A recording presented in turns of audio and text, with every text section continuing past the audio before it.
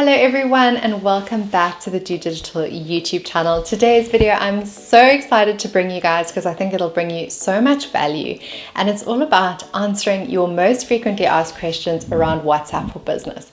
Now you guys know I love a good WhatsApp for Business video, but I do notice that I get a lot of comments and queries about similar themes, so I would really just like to unpack that with you guys, and hopefully I can make another resource on the channel that's just super helpful and will help you do digital better. If you are new here, welcome. My name is Megs, and every week I release a tech tutorial helping you do just that. So if you want to find out more about the WhatsApp for Business app and exactly how it works and how it differs from normal WhatsApp and some of those idiosyncrasies that might not be obvious from the website, then please keep on watching. So the first and by far the most popular question that I get is around multiple users and multiple accounts for WhatsApp for Business. And the answer is quite simply no. Unfortunately, you cannot have multiple users or multiple accounts with WhatsApp for Business. So how it works, in the same way that a WhatsApp account is linked to one single number, a WhatsApp for Business account is linked to one single number. And so the person that has that SIM card or that phone is the only person that has access to that.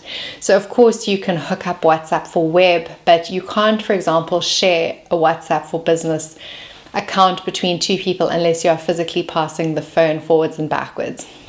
That is assuming, of course, that you don't use the WhatsApp for Business API, which is something quite different and typically for bigger businesses. So in terms of WhatsApp for Business, which is intended for small to medium businesses, it doesn't allow you to have multiple users.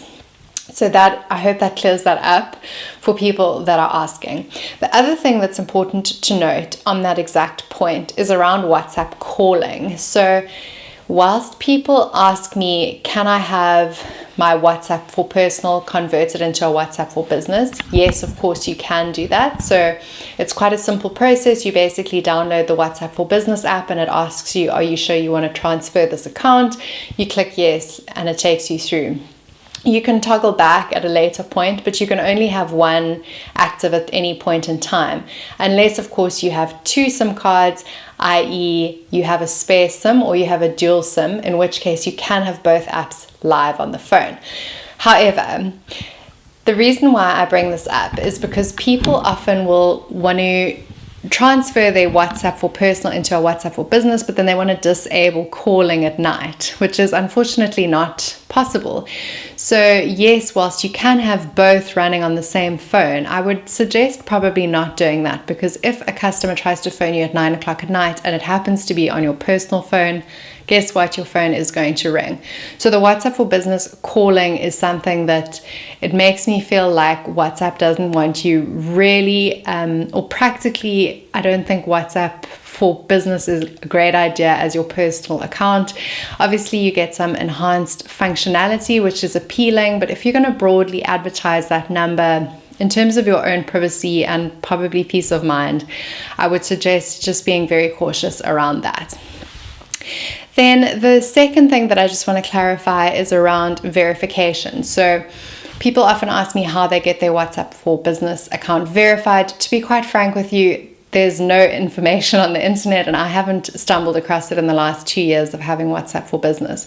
So what I can only kind of osmose from what I can read on the WhatsApp website is the fact that it's only available in certain countries and it's totally at their discretion. So I don't think there's a science behind it. I think certain accounts will be eligible for verification, but who those are and how, I'm not sure. WhatsApp for Business API, as I say, is a different thing, and that's how the bigger businesses get verified. But for WhatsApp for Business, for the smaller accounts, to be frank with you, I have no idea. Then number 3 is broadcast messaging. So this is such a popular question. People are wanting to know, and like very kind of understandably so, with personal WhatsApp, you can broadcast message up to 256 people at a time. So your list can be as big as that. With WhatsApp for Business, it's exactly the same. It can only be that size.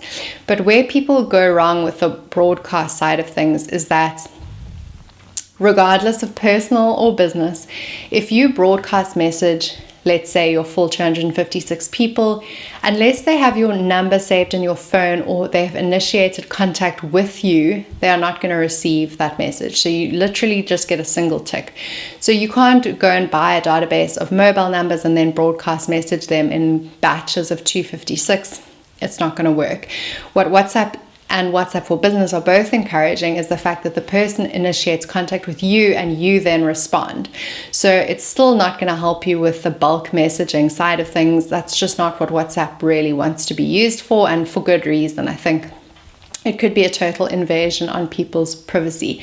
So how you would kind of get around this is, if you wanted to advertise the number or set up a Facebook ad which directs to your WhatsApp line, then you would pre-populate the message, the response message, to be something easy for the user just to click submit on. So mine could be, "Hi Megs, I have a question around your YouTube channel." And so when the person clicks the link, that's the message that's pre-populated, and they can either send that message as is and I can respond and say, "What is your question?" Or if they want to personalize the message, they can. But once they've initiated contact, that's when I can contact them. And if they've saved my number, then I can broadcast message them. So it's a bit of a mouthful, but that's how the broadcast side of things work. Then in terms of surveys, people ask me a lot about surveys. So there's no survey functionality inbuilt in WhatsApp for Business. However, what you can do, there's always a workaround, is use MailChimp or Google Forms or any of those kind of survey platforms and get the link.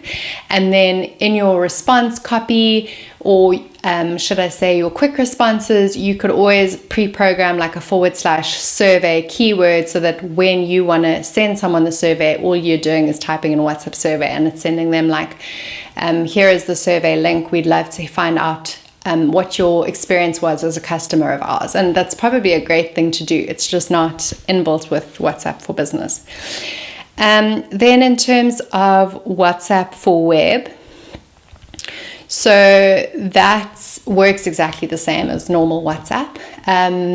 There's no additional benefits to using WhatsApp for Web for the business version of WhatsApp specifically, apart from the obvious benefit which ring true for the normal WhatsApp, which is that you can type a lot easier.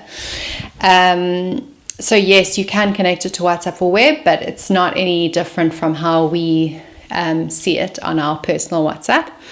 And then finally, whether you can have WhatsApp for Business on iOS and Android. So in my first WhatsApp for Business video, which I will link to, I speak about it only being available for iOS, for Android. And I'm like profusely apologize. It seems to have caused confusion because people now still ask me about that. And at the time of release, it was only available for Android. And so iOS is now readily available. It probably was available like a year or two ago. So it's downloadable across both platforms now. And I probably look like a bit of an idiot, but anyways, such is the internet. But yeah, it's freely available across both. So I hope that answers your questions. I don't think there was anything else. Yeah. The multiple user thing is definitely the most commonly asked question. So I hope at least, if nothing else, I've addressed that and shed some light on some of the other things. So if you guys found this video useful, please give me a big thumbs up and consider subscribing to my channel. It helps me so much. And until next week, let's continue to do digital better. I can help you out. I can help you out. I can help